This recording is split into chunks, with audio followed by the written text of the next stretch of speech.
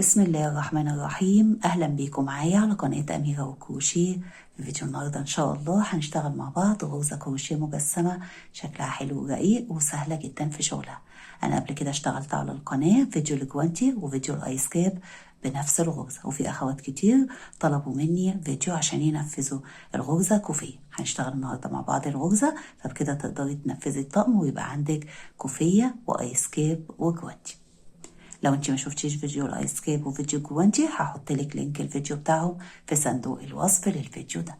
يلا بينا نبدأ مع بعض ان شاء الله في تنفيذ الغرزة. وقبل ما نبدأ، لو انت لسه جديدة معايا في القناة ما تنسيش تشتركي في القناة وتفعلي الجرس عشان يوصلك كل جديد، واكتبي لي تعليق قولي لي فيه بتتابعيني من اي بلد. يلا نبدأ على بركة الله. نبدأ بسم الله الرحمن الرحيم. أنا هشتغل معاكي بخيط صوف فتلته أقل من المتوسط، حاجة بسيطة، وإبرة مقاس 2.5 الألمونيوم. انت بتشتغلي بأي خيوط تكون متوفرة عندك، سواء متوسطة السمك أو سميكة. أهم حاجة تشتغلي بالإبرة المناسبة لسمك الخيط، وهنا يفضل إن انت تشتغلي بأكبر إبرة مقترحة عليكي عشان الاستقرار ما يبقاش ناشف ويبقى طري في اللبس. الغرزة هنا بتبدأ معانا بإن احنا بنشتغل عدد من السلاسل بالعرض اللي انت عايزاه، يعني بتبدأ بالعرض. تمام، أنا هنا هشتغل معاكي 31 سلسلة، وانت لو حبيتي تزودي في العرض بتزودي بالست سلاسل. كل ما بتزودي 6 سلاسل بتزيد معاكي غرزة في السطر. أول حاجة بتعملي عقدة البداية وبتشتغلي 31 سلسلة، 1 2 3 4 5 6. هتكمليهم 31 سلسلة وبتقيسي. لقيتي لسه عايزة تزودي في العرض بتزودي بالست سلاسل. أنا كده كملتهم 31 سلسلة. انتي لو حبيتي تزودي في العرض بتزودي بالست سلاسل. السطر الأول بدايته بتاخدي لفة على الإبرة وبتسيبي أول 3 سلاسل، 1 2 3، وعلى ربع سلسلة بتشتغلي عمود. على السلسلة اللي بعدها عمود، والعمود بلفة. زي ما انت شايفة كده احنا في أول السطر باعتبار عندنا 3 أعمدة، باعتبار إن ال3 سلاسل أول عمود، 1 2 3. هتاخدي لفة على الإبرة وبتسيبي سلسلتين، 1 2، وعلى التالتة بتشتغلي 2 عمود بلفة، 1 2 سلسلتين، 2 عمود بلفة، 1 2. فاحنا كده على تالت سلسلة اشتغلنا صدفة من عمودين سلسلتين عمودين، دي كده اسمها صدفة. بعد كده بتاخدي لفة على الإبرة وبتسيبي سلسلة 2، وعلى التالتة بتشتغلي عمود. تاخدي لفة على الإبرة وبنكرر، بتسيبي سلسلة 2، وعلى التالتة بتشتغلي صدفة من عمودين، 1 2 سلسلتين عمودين. على نفس السلسلة صدفة من عمودين سلسلتين عمودين. تاخدي لفة على الإبرة وبتسيبي سلسلة 2، وعلى التالتة بتشتغلي عمود. وهي دي الغرزة اللي بتتكرر معانا، عبارة عن صدفة عمود. الصدفة من عمودين سلسلتين عمودين، والمسافة اللي بنسيبها بنسيب تحت سلسلتين. فهتكرري سلسلة 2، وعلى التالتة بتشتغلي صدفة عمودين وسلسلتين عمودين، 1 2 سلسلة 2، وعلى التالتة بتشتغلي عمود. لما بتوصلي لآخر السطر، لو انت بقى مزودة في عدد الغرز، لما بتوصلي لآخر السطر بتسيبي سلسلة 2، وعلى تالت سلسلة بتشتغلي صدفة من عمودين وسلسلتين عمودين،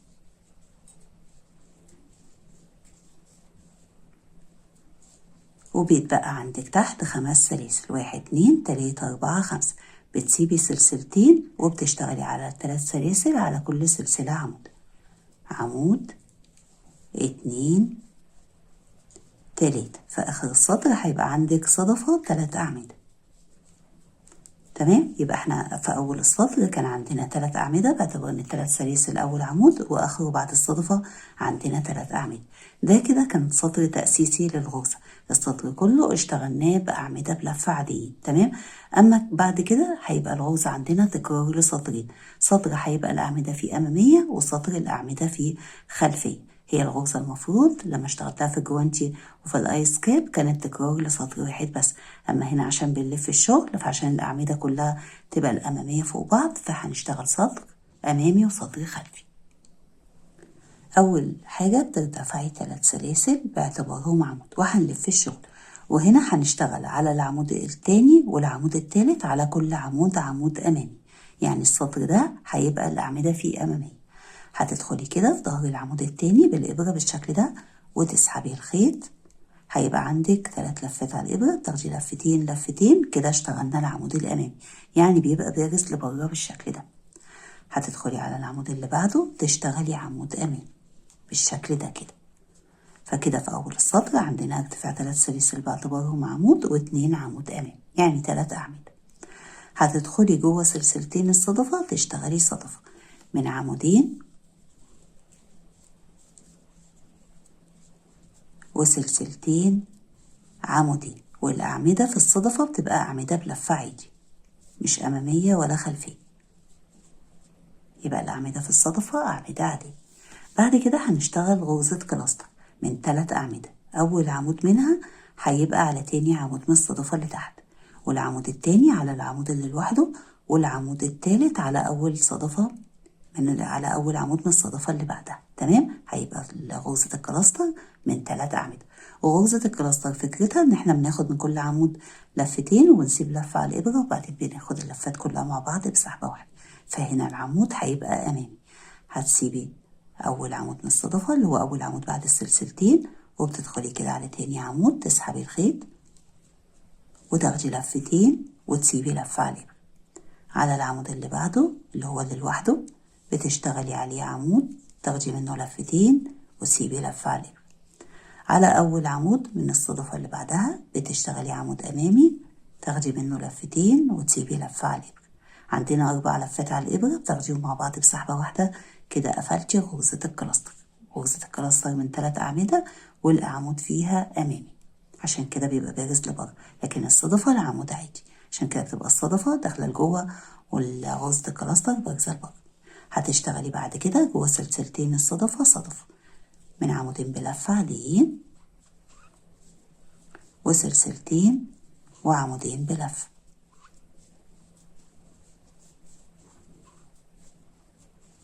هتشتغلي غرزة الكلاستر أول عمود منها على تاني عمود، والعمود التاني على العمود اللي لوحده، والعمود التالت على أول عمود من الصدفة اللي بعدها، والأعمدة أمامية. فبتشتغلي كده عمود أمامي على تاني عمود من الصدفة، تاني عمود أمامي على العمود اللي لوحده، تالت عمود أمامي بتشتغليه على أول عمود من الصدفة اللي بعدها، وبنسيب من كل عمود لفة على الإبرة وبعدين بتاخدي اللفات مع بعض. كده قفلنا غرزة الكلاستر.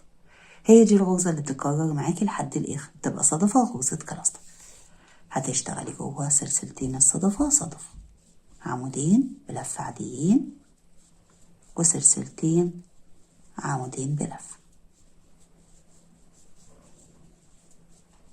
غرزة كلاستر زي ما انت شايفة كده على تاني عمود، أول عمود منها والعمود اللي لوحده بنشتغل تاني عمود ونسيب من كل عمود لفة على الإبرة وعلى أول عمود من الصدفة اللي بعدها. كده اشتغلنا 3 أعمدة، 1 2 3 أماميين اهم، وسيبنا من كل عمود لفة على الإبرة. تاخدي اللفات مع بعض بسحبة واحدة. لما بتوصلي لآخر السطر يبقى عندك الصدفة، بتشتغلي جواها صدفة عادي من عمودين وسلسلتين عمودين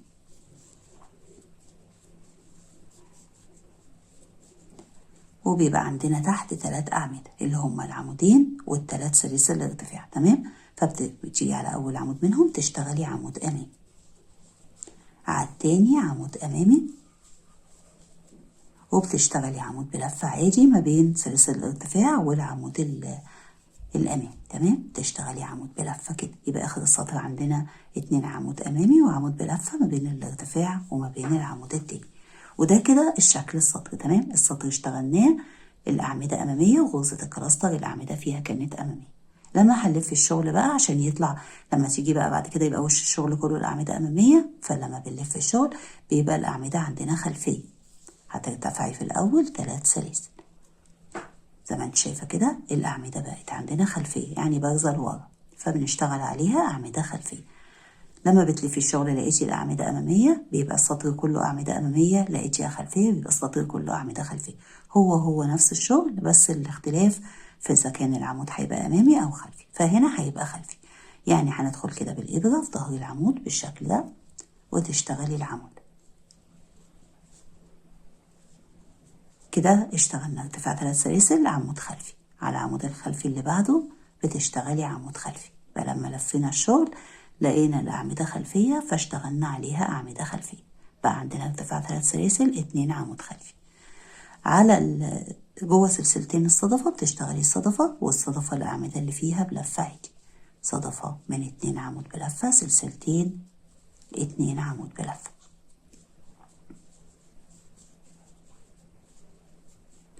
بعد كده بنشتغل غرزة الكلاستر، بنشتغلها من 3 أعمدة.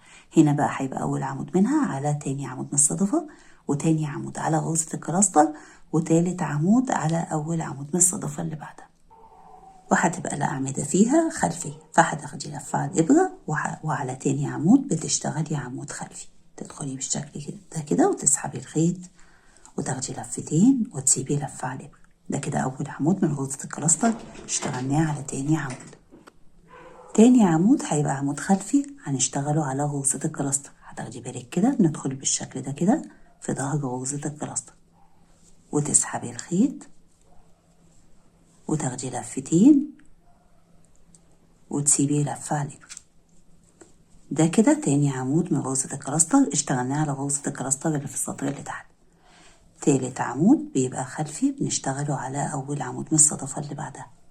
تدخلي كده وتسحبي اللفة وتاخدي لفتين وتسيبي لفة على الإبرة. بعد كده بتاخدي ال4 لفات مع بعض كده بنقفل غرزة الكلاستر. يبقى غرزة الكلاستر هنا الأعمدة فيها خلفية. هنشتغل بعدها الصدفة، عمودين بلفة،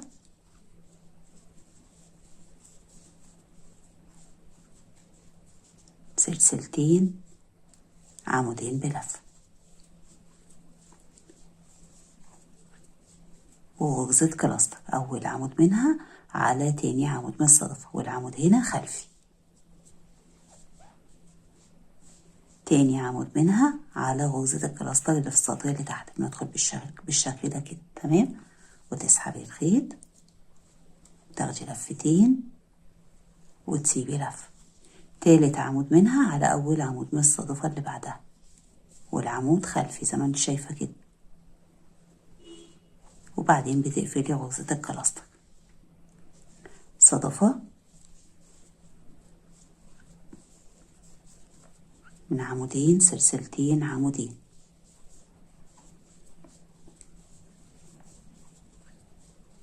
وغرزة كلاستر العمود فيها خلفي. أول عمود على تاني عمود سيب منه لفة، تاني عمود على غرزة الكلاستر بتدخلي بالشكل ده كده، عمود خلفي اهو على غرزة الكلاستر. تالت عمود على أول عمود من الصدفة اللي بعدها. هتاخدي اللفات مع بعض بسحبة واحدة كده قفلنا غرزة الكلاستر. ده كده بيبقى ظهر الشغل تمام. بعد كده بقى بتشتغلي الصدفة من عمودين وسلسلتين، عمودين. هي الغرزة الوش بتاعها والظهر الاتنين شكلهم حلو جدا. وصلنا لآخر السطر. آخر السطر هيبقى عندك 2 عمود خلفي، هتشتغلي على كل عمود منهم عمود خلفي.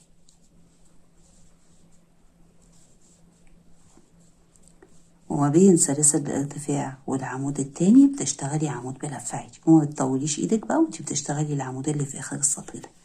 ده كده شكل الغرزة لما اشتغلنا الأعمدة خلفية.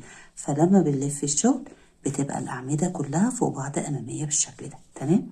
أول السطر اهو الأعمدة أمامية، وغرزة الكلاستر الأعمدة فيها أمامية، فبيبقى شكلها حلو بالشكل ده تمام. دلوقتي هشتغل معاكي سطر، وانتي بقى خلاص بتبقي عرفتي ان سطر امامي وسطر خلفي، وهي طريقة الغرزة واحدة، بس تدخلي الإبرة مرة بيبقى عمود خلفي ومرة امامي. بداية السطر بترتفعي 3 سلاسل وبتلفي الشغل. هنا بقى لقينا الأعمدة أمامية فوق بعضها، فبتشتغلي 2 عمود أمامي على كل عمود عمود.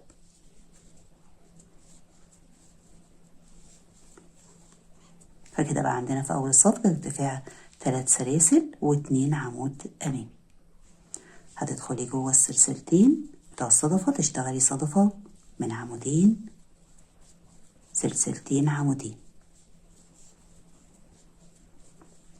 يبقى لما بتلفي الشغل بتلاقي الأعمدة أمامية، بتعرفي إن الأعمدة أمامية وغرزة الكلاستر أمامية. لفيتي الشغل لقيتيها خلفية، بتعرفي إن الأعمدة بتبقى خلفية وغرزة الكلاستر خلفية. هنشتغل بقى غرزة الكلاستر وهنا هتبقى أمامية.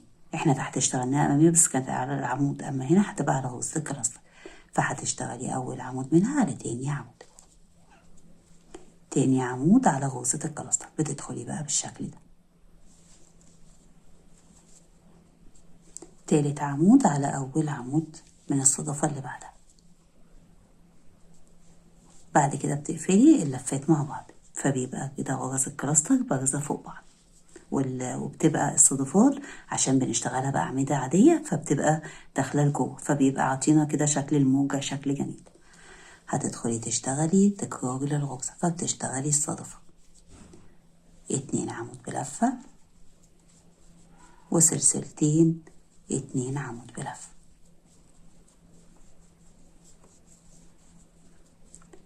غرزة كلاستر والأعمدة فيها أمامية. أول عمود على تاني عمود من الصدفة، تاني عمود في ظهر غرزة الكلاستر بالشكل ده، وتحبكيه كده وانت شغالة عشان يطلع بارز معاكي ويطلع مظبوط. والعمود التالت على أول عمود من الصدفة وتقفليها وتكرري صدفة،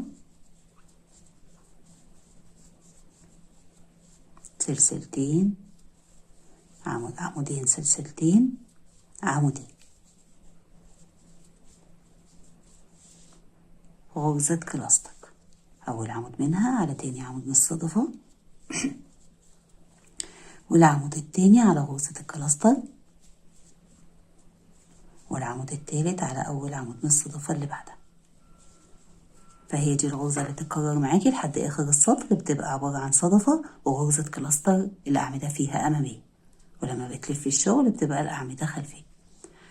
كده وصلنا لآخر السطر. بيبقى عندك دايما في آخر السطر الصدفة من عمودين وسلسلتين، عمودين، و2 عمود أمامي على كل عمود، عمود أمامي،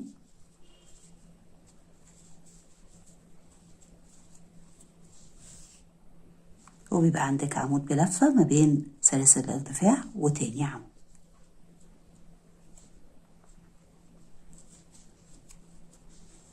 ده كده شكل الغرزة زي ما انت شايفة، شكلها حلو جدا. تمام. وهتبقى مناسبة بقى لو انت اشتغلتي الجوانتي واشتغلتي الايس كاب، فبيبقى ده كده الطقم يكمل معاكي الطقم. تمام. لما بتكرري بقى في السطرين دول بتفضلي تكرري فيهم لحد ما توصلي للطول اللي انت عايزاه. اخر سطر بتشتغليه اللي هو الاعمده فيه اماميه. تمام. عايزه تركبي شراشيب، لو عايزه بقى تركبي شراشيب تبقى كتير، فبتركبي على اول عمود وعلى الصدفه وعلى العمود وعلى الصدفه، على العمود على الصدفه، وفي الاخر خالص بتركبي على اخر عمود. تمام. اما لو عايزه الشراشيب تبقى حاجه بسيطه فبتركبي اول شراشيب على تاني عمود، وبعد كده بقى بتركبي على الاعمده، على عمود على عمود على عمود وهكذا. تمام. في الاخر خالص بقى لما بتركبي الشراشيب بتاخدي الخيط ده معاكي تحت الشغل. لو انت سايبه حته فتله صغيره او كبيره بتاخديها كده مع الشراشيب عشان تقفليها بالمره. تمام. يبقى انت كده هتكرري لحد ما توصلي للطول اللي انت عايزاه. ده كده شكل الغرزة بعد ما كررت كذا سطر بعد اللي اشتغلتهم معاكي. زي ما انت شايفة الغرزة شكلها حلو جدا ورقيق ومجسمة بشكل جميل جدا. انا كده خلصت معاكي الفيديو، اتمنى الشرح يكون كان واضح ليكي، وان شاء الله نتقابل في فيديو جديد. ولحد ما نتقابل اسيبكم في رعاية الله، والسلام عليكم ورحمة الله وبركاته.